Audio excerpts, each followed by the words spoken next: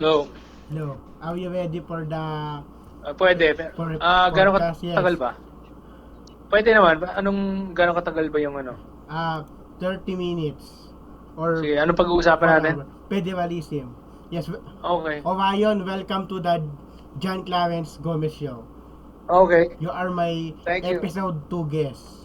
Episode Thank 2. you. Let's talk about bottoms up federalism. UAE has an bottoms up federalism because in UAE they have a emir every state in the UAE. Yeah, every emirate has an emir. Emirate. Yep. Yes. In Australia, is Australia has a bottoms up federalism? No, what they basically have is a form of, it's almost how do you say this? Kind of like Canada's case. Yes. Similar to Canada's case. Canada. In Canada, Similar. they use lieutenant ceremonial governor, but in Australia they use ceremonial governor. Yes, the main difference between Premier. the Premier okay, is wait. the Yeah. head of government. They're the same. They use the same. They basically use a very similar system, but the difference is the terminology used. In Canada, they use terminology that sounds more centralized. Sounds more centralized. For example, they don't use states; they use provinces. Province. Because they want to make it sound Canada, more centralized. there is Wait, let me say it. territory, Yukon, like just wait. Yukon. Yeah. Just wait. Just Yes, let Yukon me finish. territory. Let me finish. They use that. Okay, they use that paradigm that makes it sound more centralized, because they don't want to sound like they're giving too much freedom to the subdivisions of the country. Why? Because they formed their federation 2 years after the end of the U.S. Civil War. Okay? Yeah. And in the U.S. Civil War, everyone knows that it was because the states from the South wanted to get out of the Union. They wanted to secede. They have this whole states' rights movement, this whole idea that the states had more powers than the federal government and all that. So when Britain, which was still ruling Canada, basically set up what became the Confederation, is what they call it, but actually it's a federation.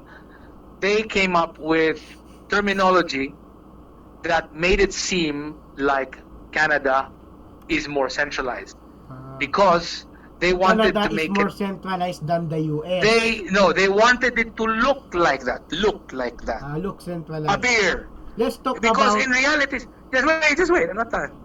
Because in reality, it is actually said that Canada now, in many cases, has more autonomy among their provinces than among the states of the U.S. That's what they say. That's what some Canadians say, or some political scientists say. That's the way it is now. But it started off because in Canada they wanted to avoid the problems of the USA. That's the main reason. And so they used province instead of state, and they did not use the word governor.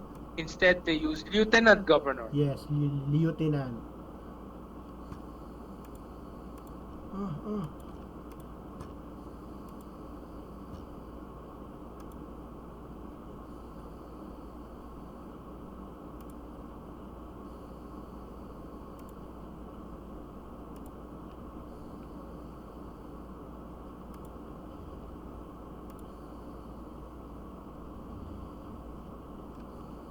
Sorry, there is an error. mahina yung connection na. Sorry, there is an error on my internet. Okay, okay. Let's talk about Vasil. For me, Vasil is not an bottoms-up federalism. No, it's not. For No, me, it's not. Vasil is like an unitary because in Vasil, the national government has more power than the state government. Yeah, actually, it's like this. Okay, I'll tell you how it works. Bottom-up federalism usually happens in coming together federalisms. Usually, More okay. autonomy. It does not happen. It's different in a country that is holding together federalism. So holding together federalism is usually when you have somewhat unitary-like system, and then you make them federal. If they are independent colonies or independent kingdoms coming together, that's bottom up. Okay, that's bottom up, and that's called coming together. But many of these, usually former colonies, normally tend to be, they tend to be more on the, how do you say this, top bottom, top down. Okay, they used to be usually more, how do you say this, holding together. That's usually for colonies of another country, except for the U.S., which is the first colony, because they had very independent colonies back then. But when the British decided to come set up Canada, because Canada is the result of essentially the loyalist Americans moving to the north. Very pro UK because their head of state is Queen Elizabeth. Yeah, well, at that time it was King George. At that point in time, George. they were loyalists of the British crown. So they are loyalists. They wanted to stay with Britain. So these people, the Canadians, basically. The Canadians are basically Americans who left the 13 colonies and they moved to the north. They moved to Quebec. They moved mostly to Montreal. And they moved to Montreal. French, and Quebec. Many of them moved to that part of Quebec because there was only one Canada before. Canada before was basically Quebec. That was New France. New France. Yes. New France. And of course, Louisiana was no longer French at that time. It was already a Spanish. It had fallen under there was a time when it fell under the Spaniards. If you recall. But anyway, yeah, Louisiana at that point in time was still French, and there were the Acadians. They became the Cajuns. But anyway, before that, the point is, most of the Americans who were loyal to the British, they moved north. So they went to Quebec. They went to the area now known as Quebec, and then later on they started moving westward. So that's where they had Ontario and all those other areas that are now predominantly English speaking. So yeah, that's how it happened. And Canada was before actually unitary. Canada is an example of a colony that used to be unitary, and they decided they needed to have federalism that would essentially respect the rights of the speaking and the English speaking. So that's what happened. Nag-alisan yung mga English speaking nagpuntahan na ng west kasi nga they were all living in an area where most of the people were speaking French. So many of them, that's why they have the same accent as Let's Americans. talk about They're basically EU. Americans. Let's talk about EU. Is EU an federal? Because EU is like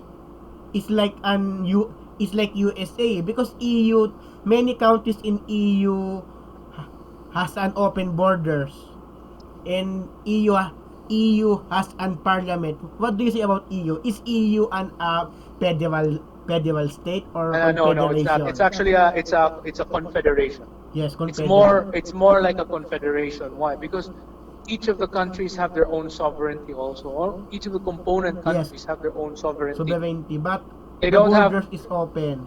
and they don't have, yeah, they just have open borders, that's all. Schengen area. But they don't have the Ischingen same area. kind of, they don't have the same kind of ability to enforce things the way that a country with under federalism does.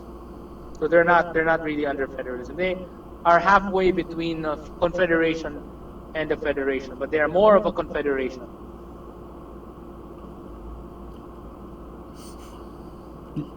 Let's talk about Russian Federation, because in Russia, many states in Russia has using republic. For example, in Russia there is a republic, Yeah. Altai So Republic, there are, okay, so Oblast. let me explain. Cry. So, yeah, let me explain. So they have asymmetric federalism in Russia.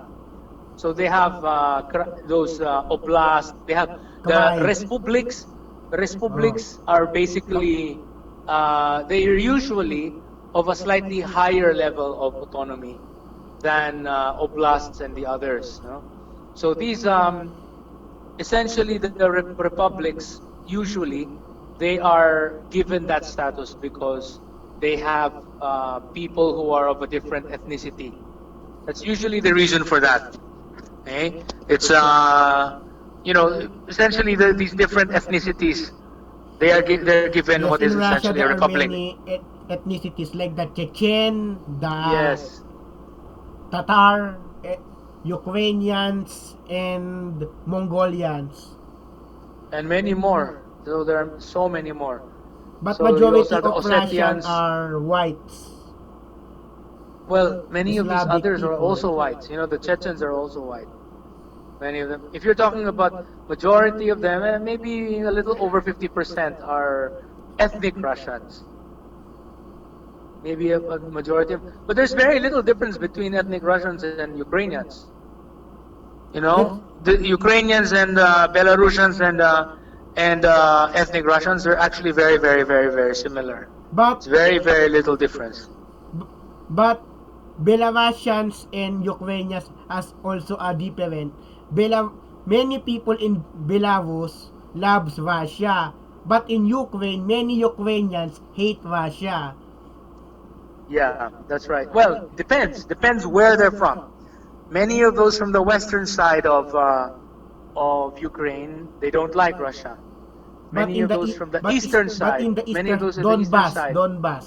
Yeah, so essentially it's like Crimea. this: west versus east.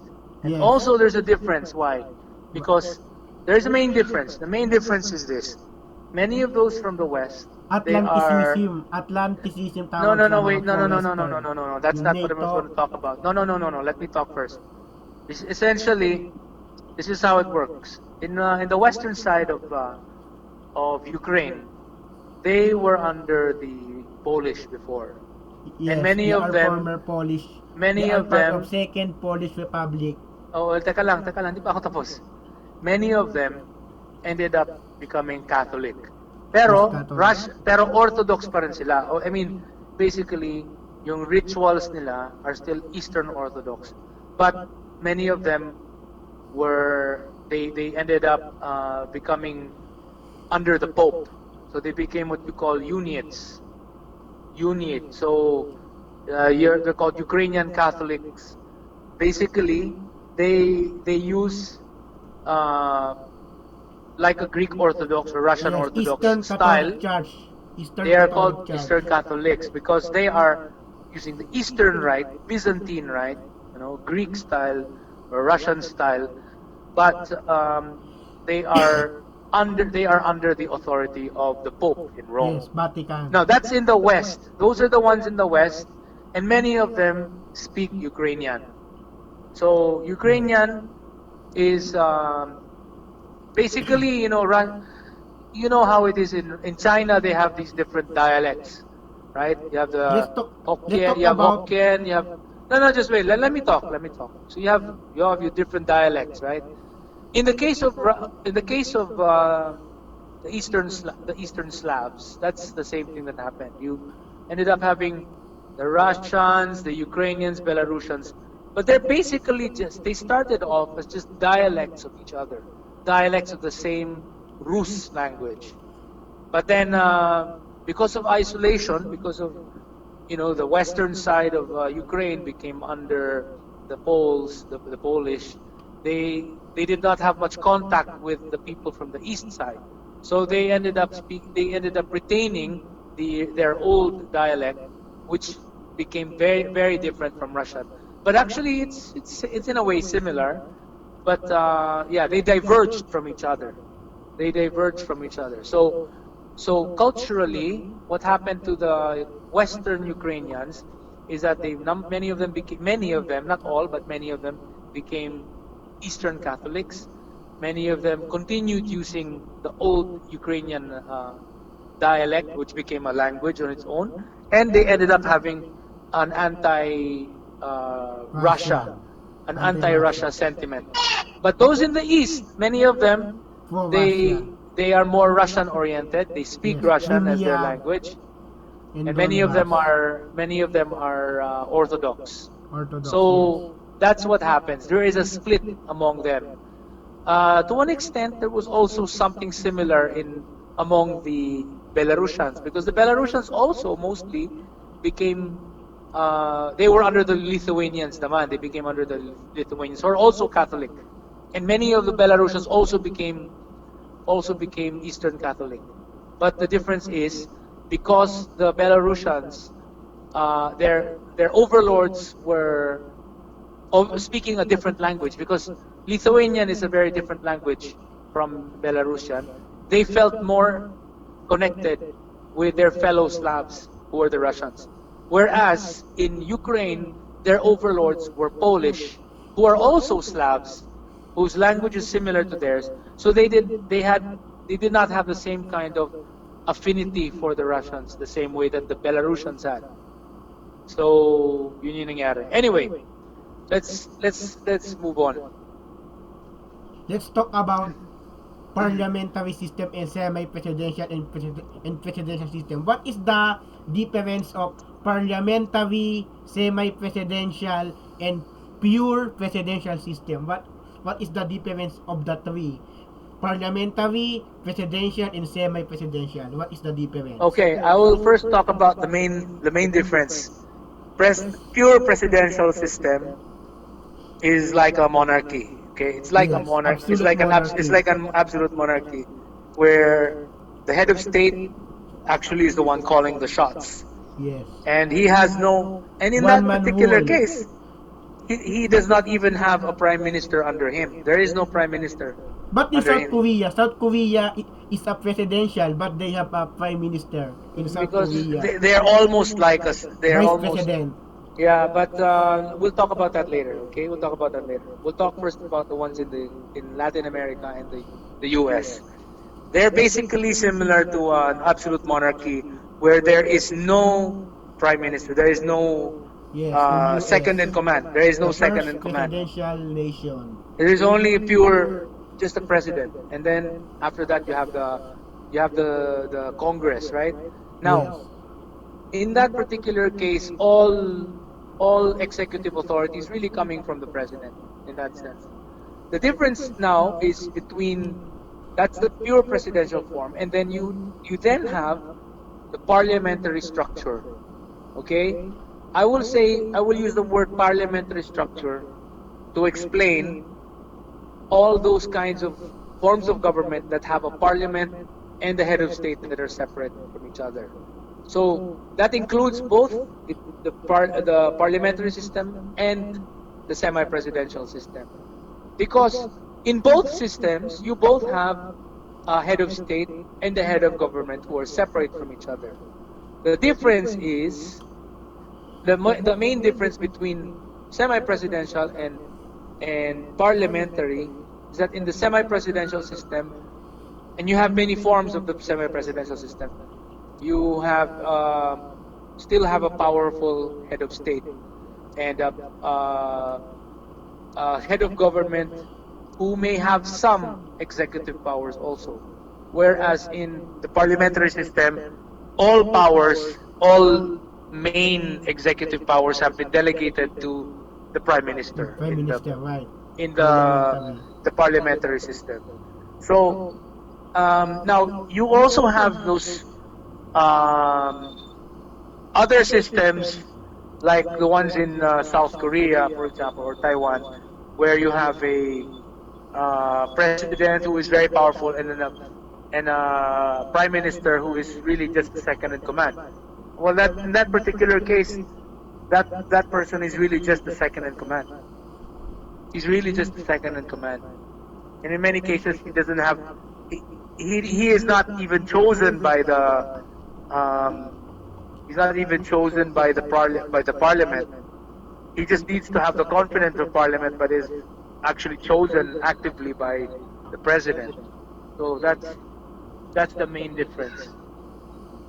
That's what happened in the Philippines, by the way, under The Marcos. First Republic Parliament. After no. I'm talking about the 1980s system of Marcos. Yes, Marcos. Yung time ni Marcos, Cesar Berata. yes, Virata was really just a glorified executive secretary. That's what he was. Executive secretary lang siya. Para siyang executive secretary na ginawang prime minister lang. Yun ang nangyari. What is the correct movement?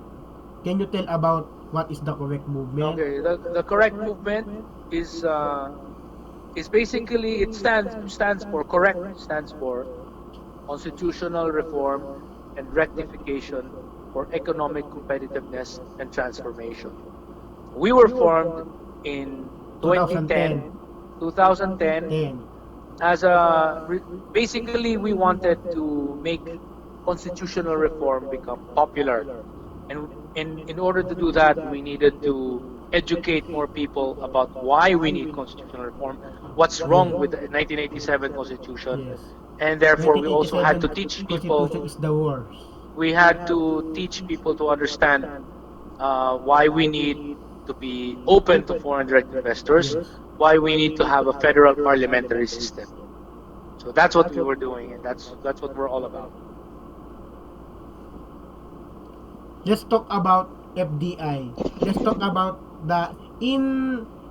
let's talk about Panama and Singapore. Panama is like the Philippines for me because Panama is a former Spanish colony and US colony. Panama was invaded by the US and the Spanish. Yes, Panama was is a former US colony like the Philippines. But there are differences of Panama. Panama is open to FDI, but Philippines is close to FDI. But Panama has also similarities to the Philippines because Panama is a unitary presidential and Philippines is unitary presidential. What do you say about the difference of Philippines and Panama? Well, there are many.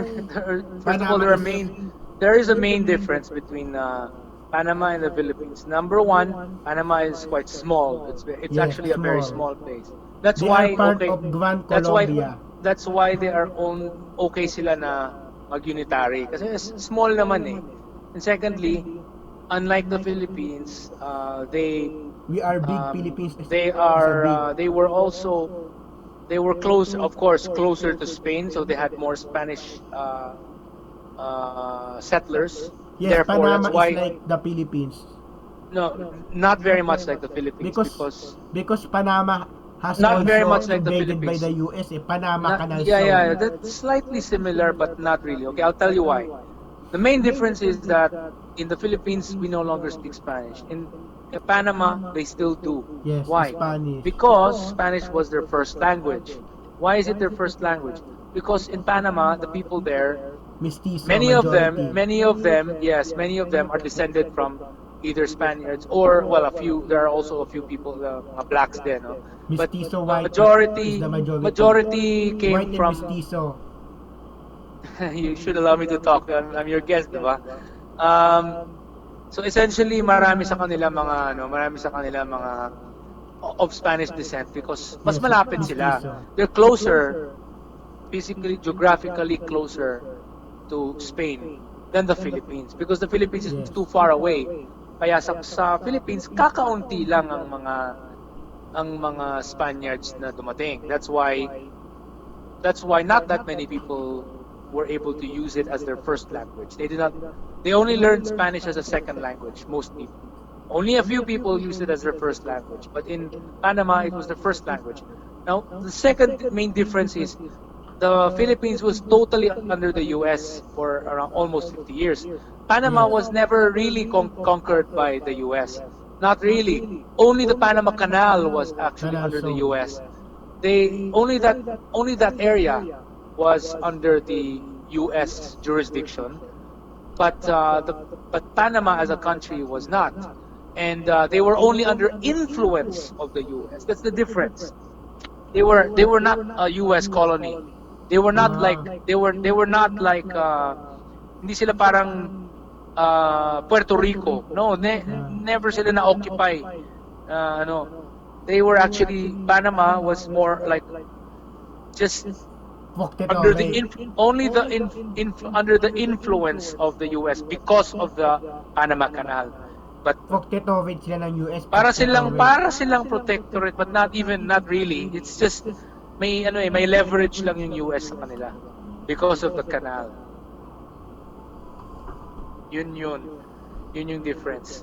Now, there are so many, and then with yung currency, for example, yung currency nila na gumagamit sila ng US dollar. US dollars. That's not because of kasi sila colony ng US. No, not even, because even Ecuador also uses US dollars, and so do there are some other places in Latin America that also do that because of the excessive devaluation of their currency. That's the reason why they abandoned their own currency. Many of these countries in Latin America abandoned their currency because of the overinflation that happened. So nag-US dollar na talaga sila because sobrang worthless na ng kanilang how do you say this, yung kanilang own currency. Yun yung nangyari. So even Argentina at some point was in many cases using also the US dollar. I mean, it's common everywhere in hirap talaga ng kanilang currency. So anyway, the main difference is natuto ang Panama decided open of FDI. Gayahin na lang natin ang Singapore. Yes, sabi nila. Yes, gayahin natin ang Singapore. Well, sa parliamentary. But hindi naman nila ginaya ng Panama yung Ginaya nila yung FDI. Ginaya nila yung FDI ng being open to FDI ng Singapore. Ginaya nila because they said, well, sa bagay, daming barko dumadaan sa Singapore, marami rin naman barko dumadaan sa atin because of the Panama Canal. So, let's do what Singapore is doing. Let's follow them. Let's copy them. Yun, that's why they're also doing pretty well, because they decided to learn from Singapore, to be open to foreign investors. So, that's why they're doing okay. Philippines needs to do the same. Kasi kung lagi tayong close na lang sa foreign direct investors, walang mangyayari. Lagi tayong kulang ng trabaho, kulang ng wala na. Everybody will be leaving the Philippines just to find jobs. This is the reason why the Philippine passport has only 66 visa free than the Singaporeans, because Filipinos can only enter 66 countries because many countries believe that Filipino are illegal aliens.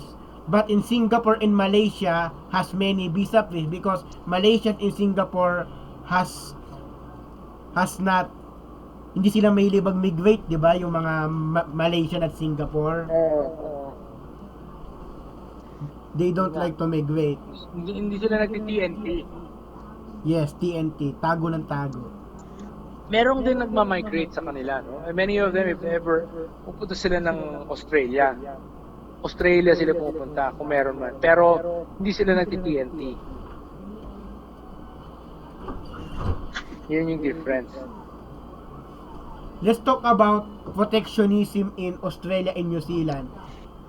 Australia in the 1930s has a protectionist, and the New Zealand in the 1970s is a protectionist. But New Zealand is open to FDI in 1960s.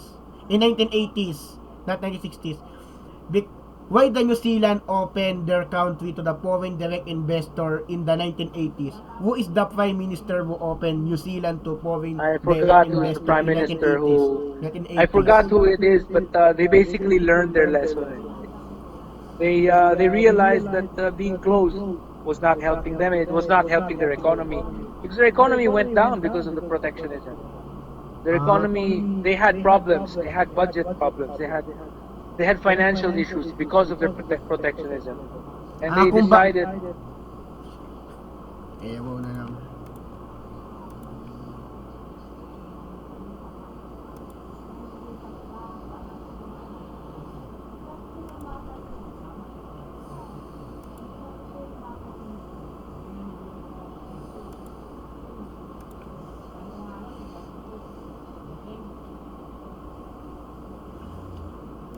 Connection status mo, poor. Evo. Nag-evo yung net. Internet mo. Oh, yes, may internet palagi nag-evo eh. Oo nga eh. Anyway. Let's talk about your comedy. Orion, you're a comedian. Hobby lang. Do you know Nathan Hartono, the Indonesian Singaporean singer? No. Hosan Leong. Hosan Leong, I know Hosan Leong. I know him personally. Yes.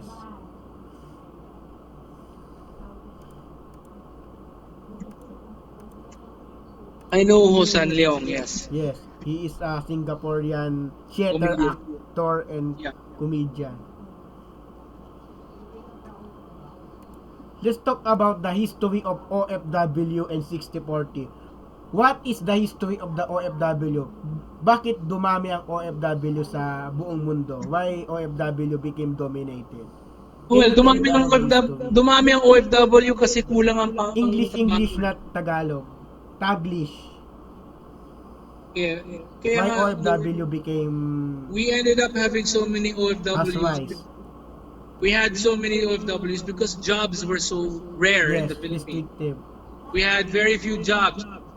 And a lot of it was because of the 60-40. And in fact, we already had 60-40 even before. Yes, 6040. 1935 Constitution.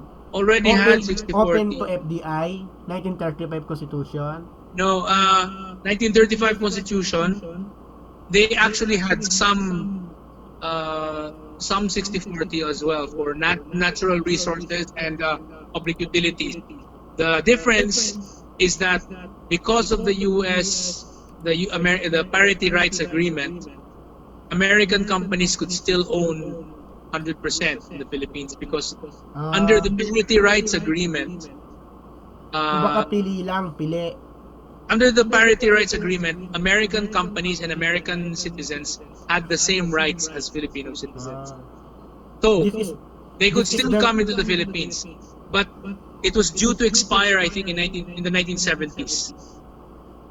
Mag-i-expire yun sa 1970s. So, yung mga time na yan na nagsimula na yung mga parang yung mga ibang companies, hindi na sila masyado nag-i-invest. So, starting in the 60s, humina yung investments ng mga American companies na hindi na sila masyadong nag-expand.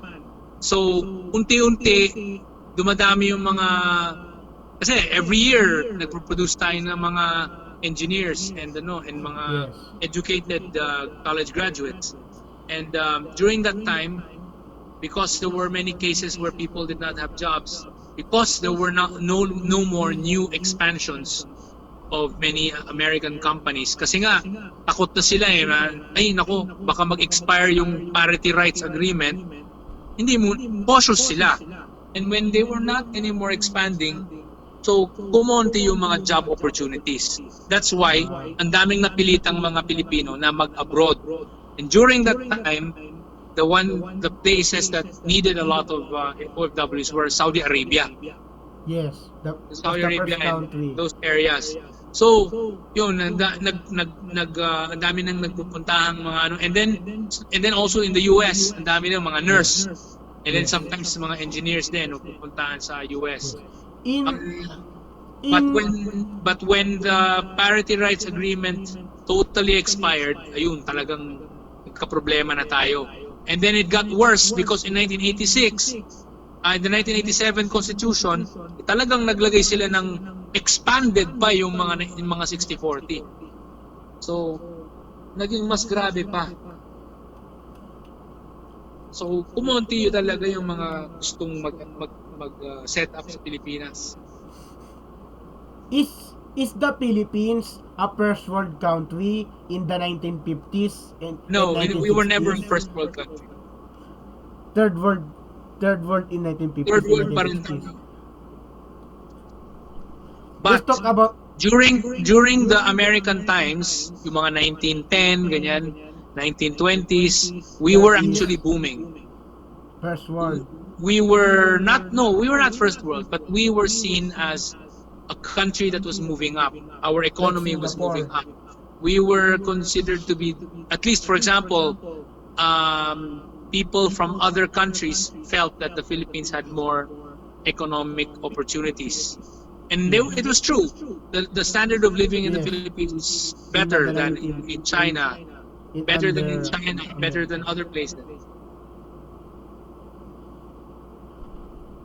So yun, kaya ang dami ring mga galing sa ibang bansa na nag-OFW sa Pilipinas. Nag-aano sila, overseas worker, papuntang Pilipinas. So maraming Japanese pumunta sa Davao, maraming Chinese pumunta sa Little everywhere Tokyo. around. Davao is the little Tokyo. Oh, maraming ganoon kasi maraming trabaho eh. Especially because maraming mga Like the American Indian. companies. There are many Indian migrating in the Philippines in the 1920s. Oo, marami. Mga Bombay. So, ganun. Land of promise natin Pilipinas, pero nabulok dahil sa mga saradong Protectionism. puto ng mga Pilipino.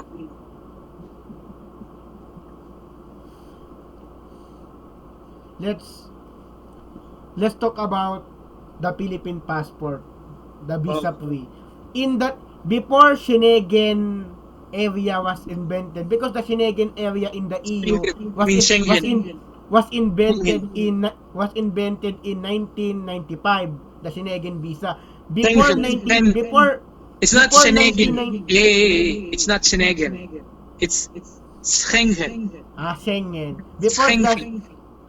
Before So the that- before the Schengen visa was invented in 1995, Filipino can enter some European countries like Sweden, Norway, Spain, Portugal without a visa before the Schengen visa was invented in 1995, before 1995. Before, actually visit before the some- 1980s. Before the 1980s. And before, kasi there was a time when it became hard for for Filipinos to start going to other countries. Mga 80s, mahirap na. Pero mga 60s and 70s, madali pa. Pero hindi yung Schengen yung sigurado. Yung Schengen, that's when it became hard for Filipinos to go to Spain. Yes. But It's because it's but before 1995, Filipino can visit Spain without a visa before 1995. I'm not sure if it's no, I know we still needed a visa, but it was easy to get it. I think it's in the 1970s and early 1980s na pwede pang no visa. Pero I don't know the story there. I need to check that. Sa alam ko by 1990s or even late 1980s, medyo you still needed a visa to go to Spain. Hindi nga lang mahirap. Yes, like India and Pakistan. India and Pakistan in the 1970s, 60s, and 80s, Indian and Pakistani and Bangladeshi can visit UK without a visa in the 1970s, 80s, and 60s. Because India and Pakistan and Bangladesh are former British colony.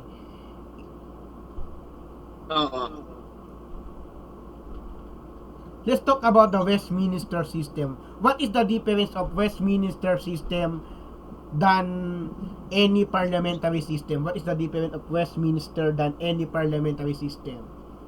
Well, the Westminster system is much more adversarial style. Yes.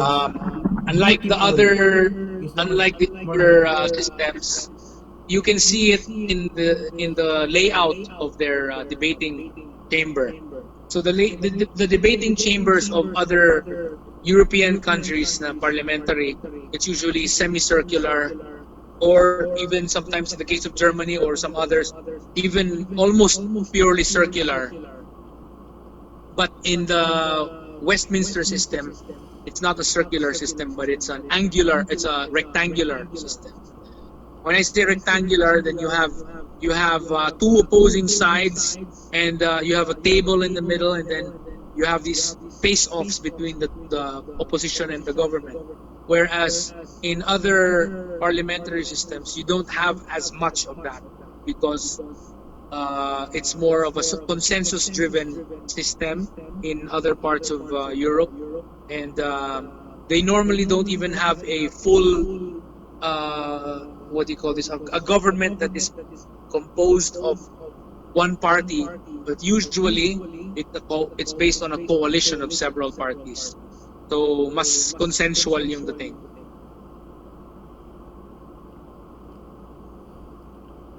Did you get that? Yes. Okay. Let's talk about the political ideology. What is the difference of left-wing politics and right-wing politics? What is the difference of the two ideology? Left-wing versus right-wing. What is the difference? Well, there's many ways of explaining it because many people would say right wing is supposedly more conservative, left wing is supposedly more liberal daw, but not necessarily. And they sometimes say right wing is more nationalist, whereas left wing is more socialist daw. Supposedly like that, but it's not always turning out like that these days. Not really. It also depends on the society. So sometimes Yes. it's not a very clearly defined spectrum when you say left wing or right wing.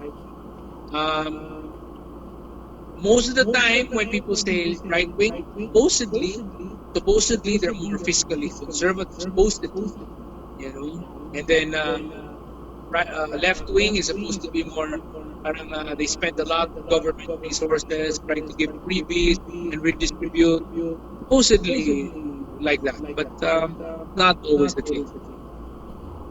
Is Ferdinand Marcos a leftist or a right wing? Is Ferdinand Marcos a leftist or a right wing? Marcos. Well, I think he presented himself slightly more right wing in a sense that he slightly more right wing because he was using nationalism as his rallying cry. His rallying cry was nationalism, and then he was also going against the communists. Yes, anti-communist. Yeah. Is Putin a leftist or a right wing? He's actually a bit more right wing. He is than Marcos. Putin.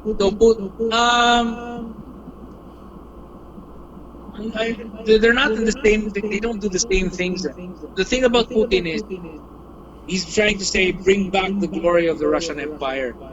So, Tsar. He wants to bring back a Tsar. Parang Tsar. For example, he is actually very pro-Russian Orthodox. His rhetoric is actually much more like Russian Orthodox. And for example, why is he helping out? Bashar al-Assad in Syria? Because Bashar al-Assad Bashar al-Assad is actually saying that he is protecting the minorities, protecting the Christians, and secular, and, but part is the secular. Yeah, secular sila. So pro siya. I mean, the Syrian government under the Assads is more pro, parang okay sa mga Kristiyano. And then si Kaya pala, Russia, si Putin is playing the role that the old Tsars were playing before, which is we are the protector of the Christians, of the Eastern Orthodox in the Middle East. Yun yung yun yung papel ng mga Tsar dati. Kasi karamihan sa mga Syrians na na Kristiyano, marami sa kanila Orthodox eh. Majority sa kanila Orthodox. So yun yung yun yung battle cry ni Putin. We are doing this to save the Christians, parang to help our Christian brothers in the Middle East. Yun yung niya. To bring his rhetoric is generally a little more on the Tsarist side. In fact, he is not anti-monarchist. There are a lot of monarchists in Russia. Not only the Romanovs. So, inaano niya sila, parang ina-appease niya nga sila eh. So, yeah. I think actually the best way forward for Russia is I think this is just my own personal opinion. I think Russia should return to becoming a constitutional monarchy. Okay? Balik nila dapat yung mga Romanov. Tingin ko tapos maging prime minister na lang si Putin. Parliamentary, they want Parliamentary lang sila. Semi-presidential to parliamentary. Parliamentary na lang sila. Balik na lang niya yung mga Romanov. Yes. Diba? For me, Russia. And not only for Russia, but only in Brazil. Because Bolsonaro want to bring back the vaganza in Brazil. Because Bolsonaro is a monarchist. Ayun naman pala eh.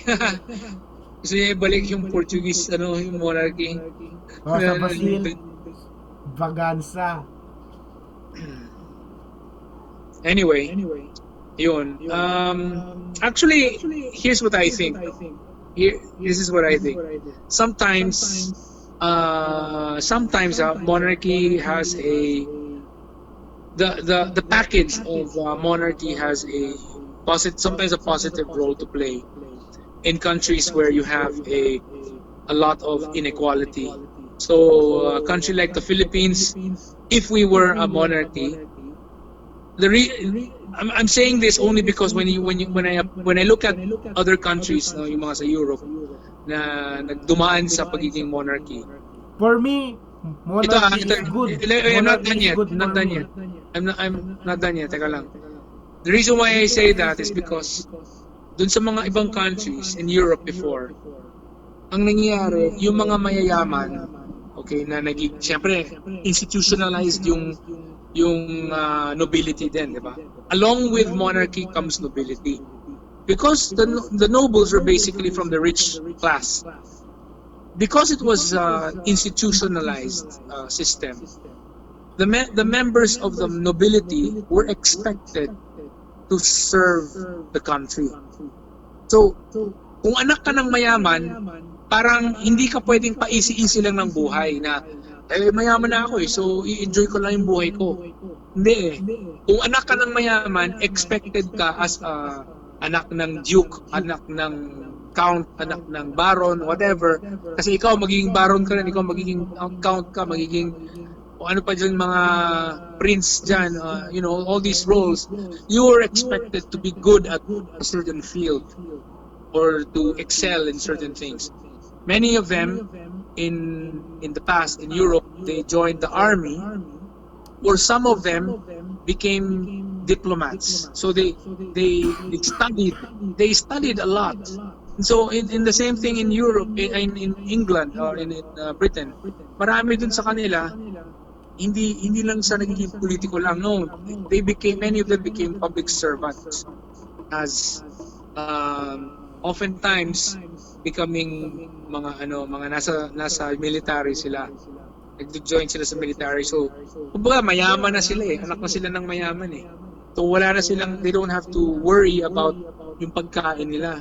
So as they could afford to serve the country in fields that did not pay very well. So like yun nga, pagiging sundalo, pagiging, di ba, mga public servant. Kasi mayaman na sila eh. Ang problema sa Pilipinas, yung mga anak na mayaman, dami dyan, easy-easy lang. Ay, anak na ako na mayaman eh. So, magiging playboy na lang ako, magiging ano na lang ako, parang yung easy-easy lang. May maraming ganun eh. Eh dapat sila yung mga anak na mayaman, they have the resources to become very good at certain things. I mean, they have the money to go to the best schools, right? But hindi sila sumasali sa pagiging diplomat ng Pilipinas, magiging analyst na, alam nila dapat yung mga dapat naging diplomat sila para yung bata pa lang sila, marunong silang salita ng ibang languages, they can represent the country better. Wala eh. Hindi sila nagsaserve eh. Like in Spain, in UK, yung mga anak ng mga royal family nag-aaral lamang sa public, sa public school lang nag-aaral. Yung sa UK at sa Spain, yung mga anak ng royal family simple lang sa public school lang nag-aaral, sa mga elementary, saka sa high school. More importantly, kahit doon sila sa mamahaling mag-aral, basta i-devote nila yung oras nila na mag-serve doon sa bansa. Yun yung importante. Eh, yung mga sa Pilipinas, yung mga ibang mayayaman, okay lang kung yung mga anak na mayaman na negosyante, nagiging negosyante rin. Kasi pag nagtayo sila ng negosyo, siyempre nakakatulong sila. Pero yung iba doon sa kanila, na iba, nagiging pabanjing-banjing na lang eh.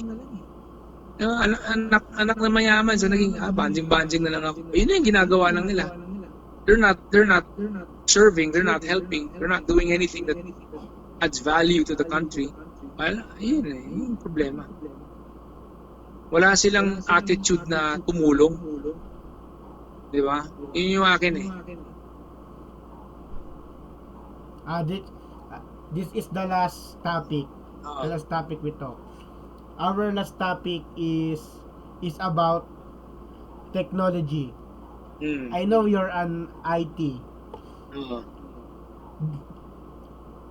What is the difference of the DVD and the VHS? Siyempre yung DVD mas malaki yung kanyang yung storage capacity. Yes. It has much more resolution and better sound quality than the VHS. Yung VHS could never could never really take all those like high resolution hindi niya kaya eh. Yes. Parang cassette and the CD, audio CD. Konti lang yung kanya tsaka since cassette lang siya yung dating, it cannot do a dynamic search. I mean, it cannot yung parang tatalon ka na mag-jump ka. Hindi eh. Can you tell me the history of technology, like what is the history of the computer? I know you're an IT. What is the history of the computer? How computer was invented? How computer was invented? There were many different computers, but there's Charles Babbage long ago created like counting machine. Maraming hindi siya na-invent by just one person eh. Maraming ibang taong nag-invent ng iba't ibang mga machines that converged to later become the computer. There were many they started off really just as counting machines. Counting for making complex calculations. Para silang calculator basically, nagsimula yan sa ganyan to do certain tasks and there were many different companies, there are many different people who did these kinds of things. There's this guy named Alan Turing who developed a lot of stuff in the computing world. But basically there were many people who contributed to the creation of the computer. There were many different computers that were created also. You can't very easily point to one person as having created it. Thank you. Thank you for guesting to my podcast. Thank you. Okay. Pasensya na ako kanina kasi nasa labas ako eh. So, Thank ayun, you. at least ngayon tumawag ka, nasa bahay na ako. May Yes. ako. Yes, thank you. Okay, thanks talaga Good JC. night. Okay. Yes, thank you. Ingat. Ingat. Good night. Good night. Thank you for guesting my show. Thank you. Thank you. Good night. Good night. And let's